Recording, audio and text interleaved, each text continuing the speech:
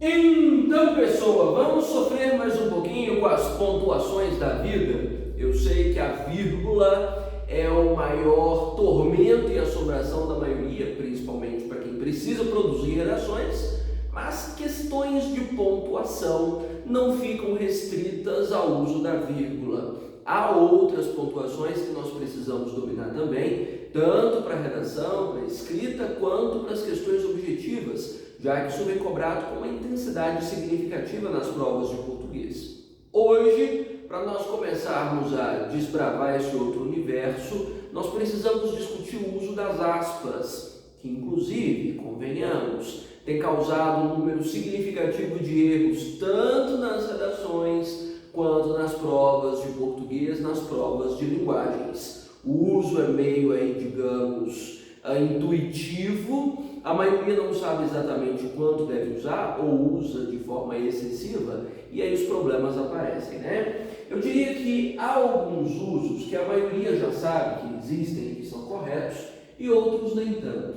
Eu acredito que o uso mais comum para as aspas e que ninguém se confunda e saiba bem como funciona é o que diz respeito à citação, mais precisamente a citação direta, ou se você está lidando aí com as provas de linguagem, você já deve ter visto isso como intertextualidade, ou seja, é quando um outro texto, uma outra fala, um recorte de uma outra construção textual é colocado ou deslocado para um texto que você esteja produzindo ou produzido por uma outra pessoa. Ou seja, é pegar um pedaço daqui, colocar do lado de lá. Quando esse pedaço daqui é colocado do lado de lá com a fonte, ou seja, com a origem do texto, né, que não é um plágio, então você deve marcar essa construção por aspas, né? Isso, claro, quando essa citação é feita com as mesmas palavras da construção original. Por isso ela é chamada de citação direta, certo?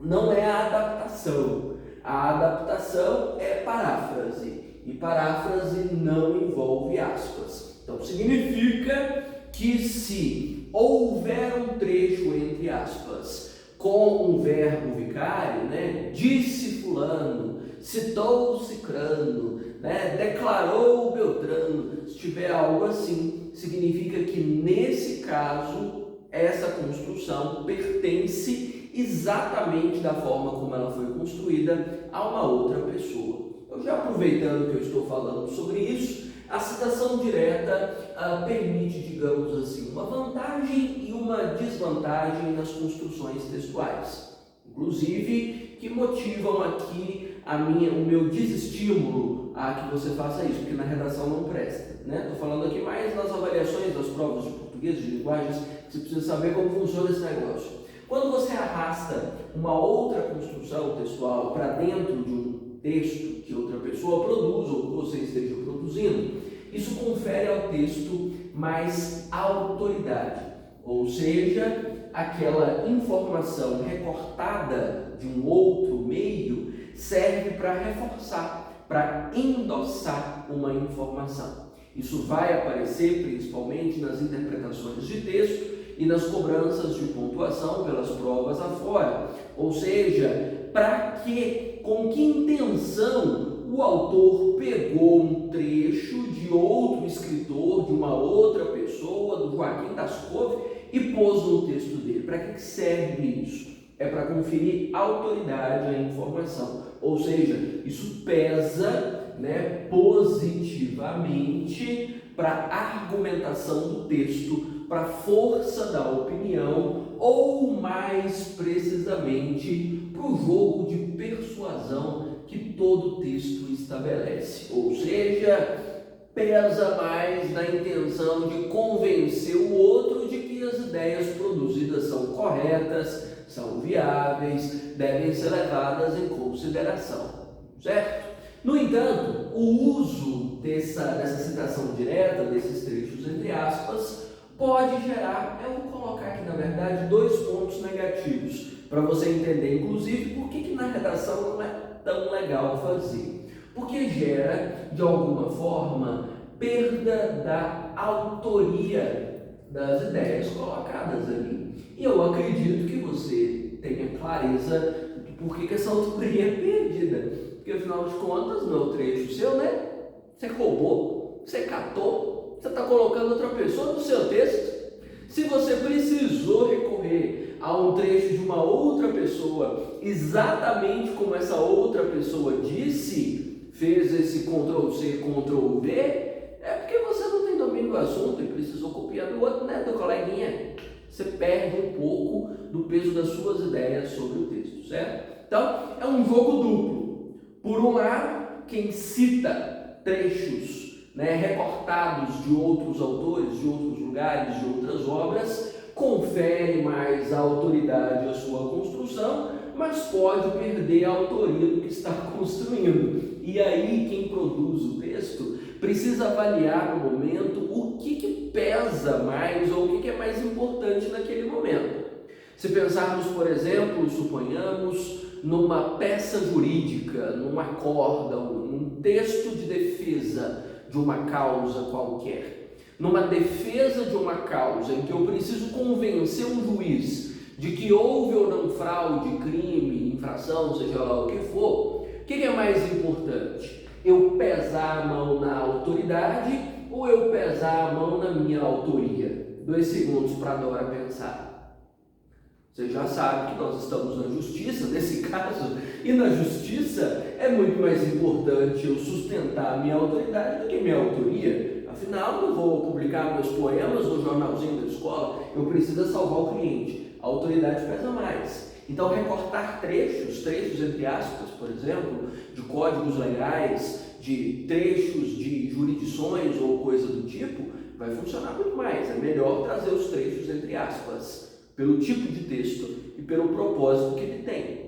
Mas se suponhamos, eu estou produzindo um artigo de opinião em que o meu ponto de vista é a coisa mais importante do texto, por que eu traria informações entre aspas? Afinal de contas, a minha autoria é a coisa mais importante, o que eu estou escrevendo é um reflexo do que eu penso.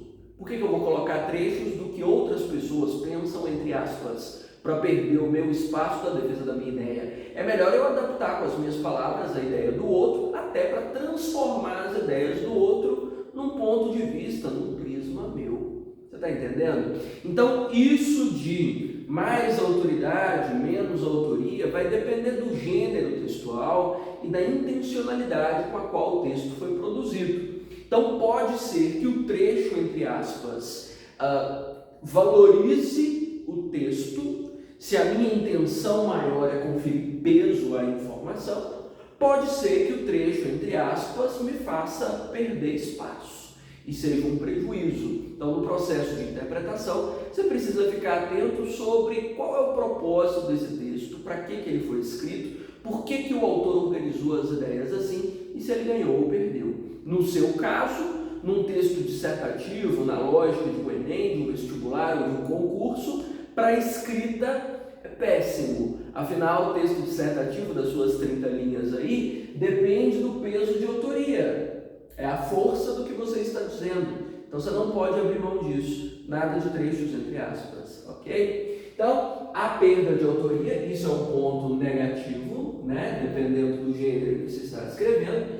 E também pode haver certo prejuízo na fluidez do texto, na compreensão do texto.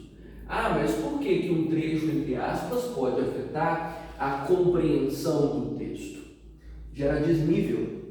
Eu estou escrevendo todo um texto no meu nível de linguagem, no meu nível de formalidade, com o meu vocabulário. E de repente eu me apareço lá com um recorte de um texto de uma outra pessoa, que tem outro vocabulário, tem outro registro de linguagem, tem outro jeito de escrever, se expressar, de organizar as frases, de construir uma sintaxe. Gera desnível. Esse desnível pode prejudicar a fluidez do texto, a compreensão do texto. Então, se o alcance, a compreensão, a legibilidade importam muito, é melhor eu adaptar interpretar o trecho de outra pessoa para a minha linguagem e abrir mão dessa citação direta, certo? Entenda que eu estou fazendo aqui, aproveitando a ocasião, só para te contar que, embora as aspas venham por regra para separar citações diretas num jogo de intertextualidade, elas podem ser positivas ou negativas dependendo da construção, do gênero e do propósito do texto, certo? Então, é uma situação complexa que demanda aí bastante cuidado, tanto no processo de compreensão quanto no processo de interpretação.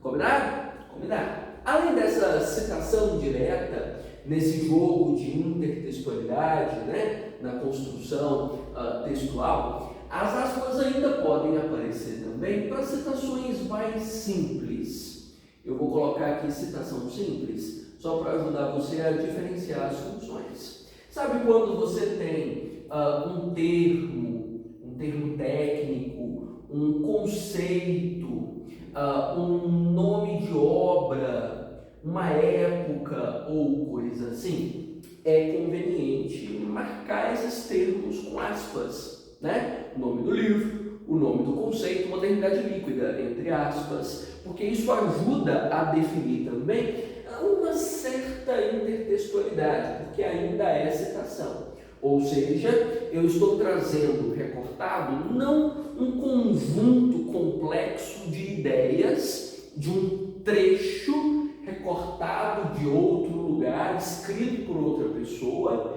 mas eu estou trazendo uma palavra, um recorte menor que eu vou conseguir explicar logo adiante, certo? Nesse caso, não existe essa oscilação entre ser positivo ou negativo, é regra, é bom que venha, inclusive nas suas redações. Pôs lá, banalidade do mal, modernidade líquida, pôs lá, imediatismo, citou o nome de um livro, de um filme, de uma música. Separe com aspas para mostrar que aquele termo, aquele nome não é seu. E não sendo seu, você vai destacá-lo com as aspas para você conseguir explicá-lo adiante. Certo? Então, isso precisa ser feito invariavelmente. Entendido? Então, são dois níveis de citação. Os dois colaboram para a autoridade do texto, embora essa citação de trechos maiores, entre aspas, nunca seja recomendada nas redações por causa desses dois pontos negativos. E, claro, o termo, o conceito, só o nome da obra, que é uma citação compacta, né? Uma citação pocket, deve ser feita sempre, e a marca das aspas deve aparecer. Combinado? Além de citação direta, citação simples, aproveitando o circuito, eu ainda posso dizer para você que palavras estrangeirismos, devem ser marcados por aspas quase sempre. Por que eu estou dizendo quase sempre? Porque tudo depende da presença do termo estrangeiro no nosso uso corrente na língua. Palavras que têm uso muito recorrente já dispensam as aspas porque o termo já foi incorporado à língua. E sendo incorporado, não precisa de marcar com aspas. Agora, se o termo ainda é novo e a circulação dele é pequena, é bom que as aspas venham destacando essa palavra estrangeira, entendeu? Então, porque aqui nos níveis do estrangeirismo passa por 3 níveis, basicamente. Nossa, tem 20 mil anos que eu não falo sobre isso. Então, o setor da morfologia que não é cobrado mais nas provas, então já apaguei da minha bagagem aqui, mas eu ainda lembro de algumas coisas. Porque o estrangeirismo ele vem primeiro como neologismo, depois de neologismo ele passa a ser um empréstimo linguístico, ou seja, ele passa a ser usado na língua, mesmo sendo de língua estrangeira, e depois ele passa por um aportuguesamento. Digamos que nessas duas primeiras etapas, o uso das aspas é importante. De neologismo, eu me refiro, por exemplo, a quando o termo está sendo experimentado na nossa língua, mas ainda, vamos dizer, fica restrito a alguns universos muito específicos. Deixa eu me lembrar de algum termo que esteja sendo usado assim. Há pouco tempo eu digo uns 2, 3 anos, porque o fluxo não é tão rápido assim na linguagem, a linguagem caminha muito devagar. O termo trend começou a ser usado por aqui para se referir a assuntos que estejam correndo muito rápido na internet, que sejam modinha, né, que estejam entre os tópicos, né, trend topics. Então, os tópicos quentes, os tópicos da hora. O termo ainda não faz parte da nossa linguagem, ele é usado em nichos muito específicos, para grupos muito específicos. Só usuários de determinadas redes sociais é que realmente têm contato com o termo. Eu acho que eu posso ser específico a ponto de dizer que trend é um termo mais comum entre usuários do Twitter e para quem lida com marketing digital. Fora disso, ninguém fala trend topics, né? Só bloqueia aí.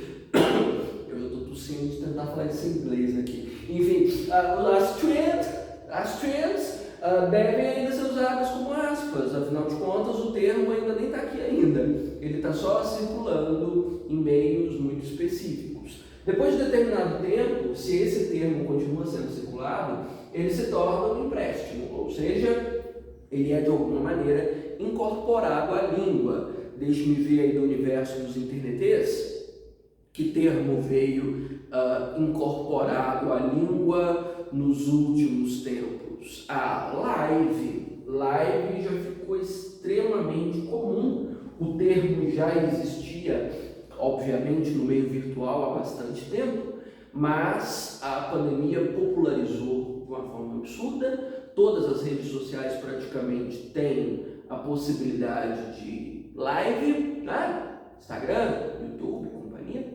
O termo já está aqui, já faz parte do nosso cotidiano, não é usado só em determinados nichos, mas aparece para milhares de pessoas. Quando está no nível do empréstimo, as aspas são facultativas, não há obrigação de usá-las. O aportuguesamento é quando o termo realmente faz parte da língua, considerado português já, inclusive, dependendo do caso, com adaptações de grafia. O termo, por exemplo, que surgiu há uns 10 anos, né, como blog, já foi incorporado, já passou a empréstimo e já foi aportuguesado, inclusive para blogueiro, blogueira, blogueirinha, não é? Já é profissão. Aqui eu acho que influencer também está no nível do empréstimo, não está? Já tem circulação intensa, embora não tenha passado por um aportuguesamento, até porque nós temos uma palavra bem próxima, né? Influenciador, não precisava da palavra estrangeira. No último nível, as aspas são dispensadas, certo? Então, obrigatórias quando ainda é neologismo, facultativas quando está no campo do empréstimo, ou seja, a circulação é mais intensa da palavra, e dispensadas quando aportuguesadas. Se você puser aspas numa palavra portuguesada, é problema? Não, não é problema, só não é necessidade, principalmente no caso da escrita, né, da redação. Entendidos esses usos? Além dos 2 tipos de citação, dos estrangeirismos, o uso dos estrangeirismos me lembra bastante a marca das aspas para gírias, né? Afinal de contas, as aspas são uma forma de marcar desnível no texto. Eu já usei essa palavra aqui agora há pouco. Deixa eu aproveitar que estou citando-a mais uma vez para esclarecer o que é nível de linguagem. Porque a gente fala muito de função de linguagem, tipo de texto, e raramente a gente toca no assunto de nível. Nível tem a ver com o espectro de formalidade.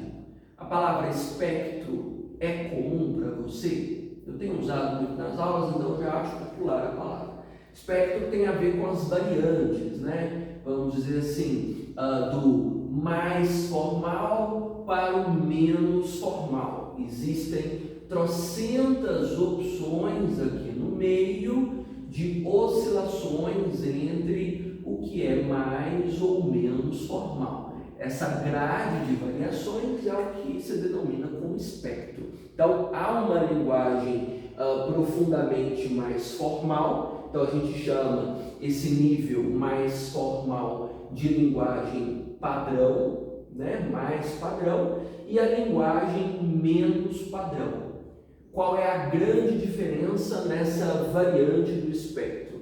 Quando a linguagem é mais padrão, ela segue um pouco mais as normas gramaticais, ou seja, ela acompanha o que é considerado, vamos dizer, língua prestigiada, essa que é mais comum para a escrita. Então significa que esse padrão é muito mais comum para a escrita, principalmente do texto que pretende ter um alcance mais expressivo, porque quanto mais padronizado, mais pessoas ele alcança, não é? E é mais rara na fala. A minha linguagem de professor, por exemplo, é um pouco mais padrão, mas ela já não é tão padrão mais. Há influências de coloquialidade, há influências dos meus regionalismos, afinal eu sou de Minas, nós temos aqui um peso do sotaque, com as palavras que ninguém conhece, Brasil. Então, a norma gramatical pesa mais no nível padrão. E no menos padrão, em vez de normas gramaticais, nós temos uma série de variantes influenciando a linguagem.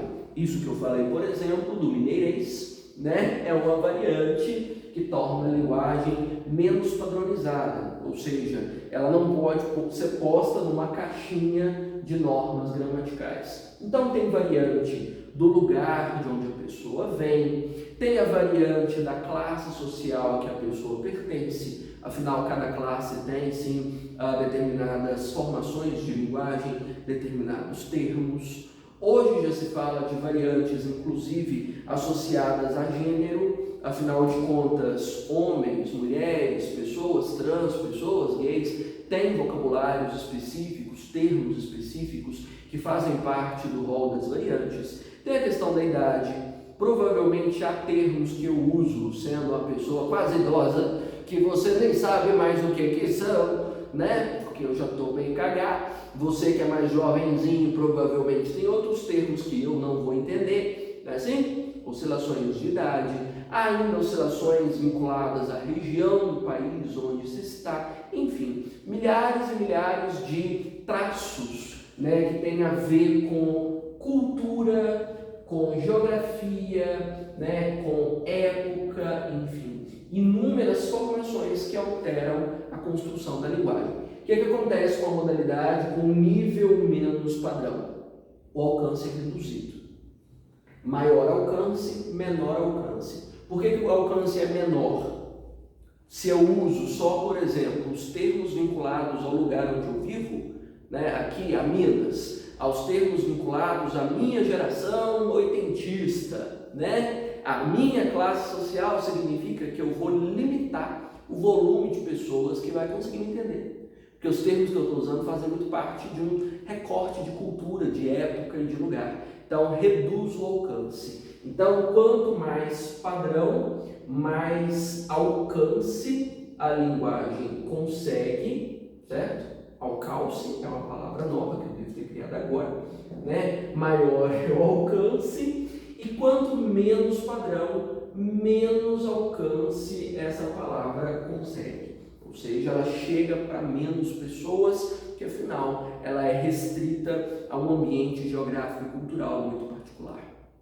Estou pondo trocentas matérias dentro das aspas, né? Mas é necessário, não tem como. Então, vou fazer aqui um box nível, né? Sobre níveis de linguagem e como isso interfere no uso das aspas. Afinal, qualquer desnível do que o texto está sendo produzido deve ser marcado com aspas. Por exemplo, se eu tenho um texto todo formal, todo próximo das normas gramaticais, e lá no meio eu coloco uma palavra que é um pouco mais informal, ou que envolve alguma variante geográfica, etária, né, de gênero, de época, de qualquer outra coisa, eu preciso marcar com aspas.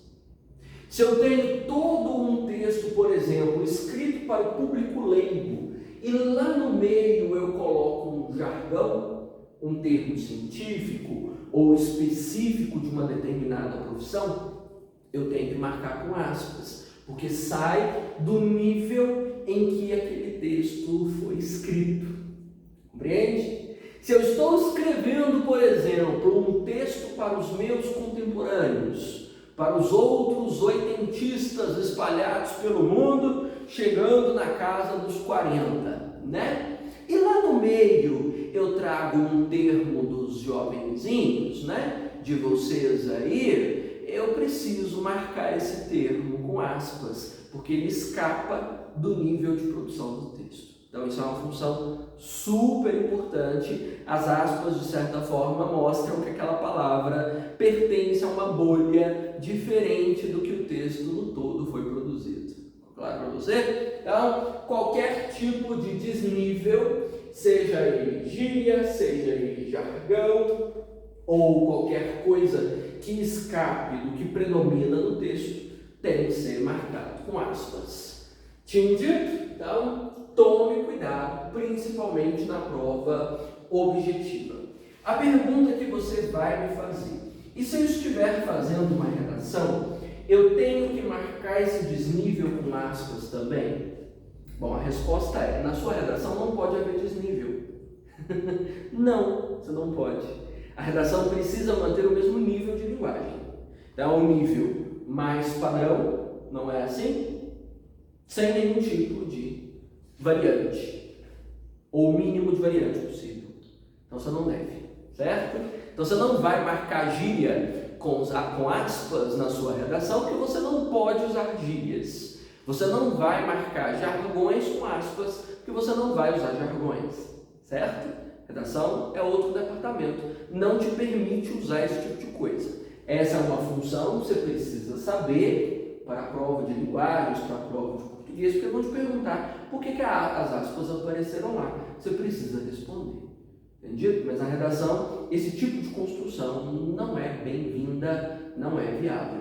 Na redação, praticamente, a única função aceita para as aspas é aquela função da citação simples que eu mencionei. Do termo, né, do conceito, do nome de obra, que deve ser marcado. De resto, todas as outras funções não pegam bem. Bom, além das gírias, dos jargões, dos estrangeirismos e dessas palavras, né, fora do circuito, tem uma outra questão fora de circuito que você precisa saber também, e que é proibida na redação: ironia, o famoso deboche, né? Pode ser escrito na redação? Não, você deixa ironia para o Twitter, você deixa ironia para suas amigas venenosas, você não pode fazer, você não pode escrever. Bom, deixe-me esclarecer primeiro o que é ironia. Há uma distância entre o que vem escrito nas gramáticas como ironia e o que de fato as cobras, falando de amiga falsa, o que as provas cobram. Então você precisa separar isso. Eu digo isso porque nas gramáticas vem escrito que ironia é dizer uma coisa para significar o contrário, né? Você já sabe disso. Quando, por exemplo, Manuel Bandeira escreve, né, era burra como uma porta, um amor. Esse um amor não é bem um amor, né? Porque se ela era burra como uma porta, isso não é um elogio. Então ele disse um amor para significar o contrário. Esse é o significado bruto de ironia, inclusive como figura de linguagem. No entanto, nas provas isso não costuma vingar. E infelizmente eu já tive péssimas experiências com as provas dos meus alunos quando definiram a ironia só com isso. Então, entenda a ironia como um processo de crítica. Vai funcionar melhor para a realidade das provas. Ah, mas crítica pode ser positiva e negativa, não é, professor? A ironia não. A ironia é sempre uma crítica negativa, ou seja, é uma forma de depreciação. Toda ironia é uma forma de depreciação? Na teoria não, na prática é. O que te cobram nas provas é isso. É uma forma de depreciação. Inclusive, nesse trechinho que eu citei de Manuel Bandeira, que é um dos mais famosos quando se estuda ironia. Burra como a porta, um amor. É uma crítica negativa, é depreciativa, e num texto corrente convencional, esse um amor deveria ser marcado pelas aspas. É a função ali, certo? Então, é uma construção de linguagem, uma construção discursiva, porque isso ultrapassa, extrapola o significado de uma figura de linguagem, que sempre deve ser marcado com aspas, certo? Proibido esse tipo de deboche nas redações, mas é um tipo de cobrança que existe na prova objetiva, você precisa reconhecer. Entendido? Então é sempre crítica negativa, é sempre depreciativa no que as provas cobram. Nossa Senhora, fiquei com cobra na cabeça. Depreciativa, maravilha. Além de ironia, já que eu estou aqui no campo das figuras de linguagem, uso figurado, né? Significado figurado tende a ser marcado com aspas também. Pode na redação? Não pode na redação. Mas eu pus uma palavra para significar outra, então põe a outra.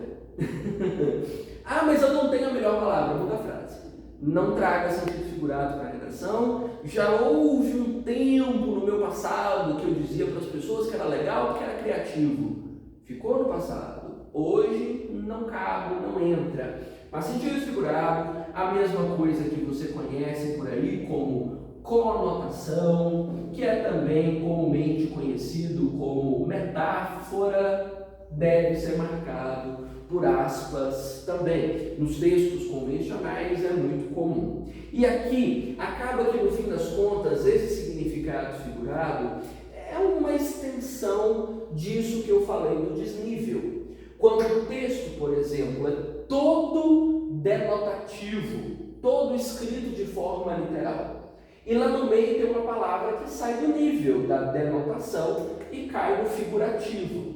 É preciso marcar com aspas. Então, esse significado figurado nada mais é do que uma variante desse desnível, uma forma como esse desnível pode acontecer. Eu preciso falar especificamente dele, porque afinal a cobrança é intensa sobre esse tipo de construção. Então, guarde que o sentido figurado dentro de um texto literal é um desnível de linguagem, e como desnível de linguagem deve ser marcado por aspas. Em qual desses casos não usar aspas é considerado erro? Porque eu estou falando muito assim, pode usar, né? É considerado erro em só 2 ocasiões. 3 ocasiões. 2 ocasiões. Essas são 2 ocasiões no fim das contas, só 2, que é erro de fato. Caso você não coloque, ou caso um texto sob avaliação na prova de português não apareceu, é problema. A citação precisa das aspas, não existe citação sem aspas, a não ser que o texto que esteja sendo analisado na prova de linguagens tenha um outro tipo de marca gráfica, ou seja, a parte que é citação veio com uma letra diferente, está em itálico, está sublinhada ou qualquer coisa do tipo. Isso é uma marca gráfica, e a marca gráfica pode sim substituir as aspas. Não só para a citação, mas para os outros casos também. Dependendo da edição do texto, pode ser que optem por usar outras marcas gráficas, como essas que eu estou dizendo.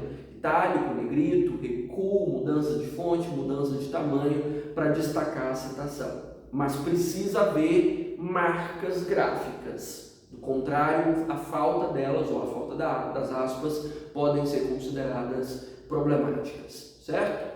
Além disso, quando o termo é de fato estrangeiro, está sendo usado como neologismo, como eu falei, é considerado erro caso não haja marcação. São as 2 construções. Eu estava aqui na dúvida 2, 3, 2, 3, 2, 3, é porque eu citei citação de 2 formas, né? Citação direta e citação simples. Então, são os 2 casos. A marca gráfica é obrigatória. Entendido? Uma dúvida que recentemente meus alunos tiveram. Pus uma frase, tralalá, tralalá, tralalá, tralalá, entre aspas, e aqui eu tenho ponto final. As aspas ficam antes do ponto final ou depois do ponto final? Você já teve essa dúvida? Provavelmente, ou se você não teve, não teve oportunidade, né? Veja, se a frase inteira está entre aspas, da letra maiúscula até o ponto, as aspas ficam do lado de fora do ponto. Agora, suponhamos que você escreveu a frase e existe aqui um trecho dela entre aspas. Então, as aspas ficam antes do ponto final. Entendido? E se houver mais aspas, aspas dentro de aspas, aí existem as aspas simples e as aspas duplas. Suponhamos que a minha frase está entre aspas, eu estou citando um trecho de outra pessoa e essa pessoa também usou aspas. Então são usadas aspas simples e aí eu fecho a frase com aspas duplas. Certo? Não sei se você já viu sobre isso. Provavelmente, se você é jovenzinho, o único lugar onde você viu uma aspa simples foi no teclado do computador, porque o uso corrente é muito raro, né? Estou dizendo jovenzinho porque quem é mais velho aí já precisou escrever usando esse tipo de coisa, né? Porque afinal de contas, os mais velhinhos como eu já precisaram escrever na vida, né? Hoje em dia vocês se comunicam por dancinha no TikTok, por grunhidos ou qualquer outro tipo de informação primitiva, né? Nós que somos mais assim, usamos a linguagem escrita, né, feitos neodentais, como você está vendo aqui. Então, frase inteira, entre aspas, ponto de dentro, só um trecho, ponto de fora, citação dentro de citação, aspas simples, aspas duplas. Entendido? Resolvido? Acho que comentei quase tudo que envolve aspas. Se tiver ficado alguma coisa de fora, é justamente porque eu sou velho e devo ter esquecido algum ponto. Mas vou deixar aí uma super lista de exercícios para você treinar essas funções, para você ver como isso vem sendo cobrado nas provas e não deixar escapar nada. Saber aspas é tão importante quanto saber vírgula e outras pontuações. Combinado?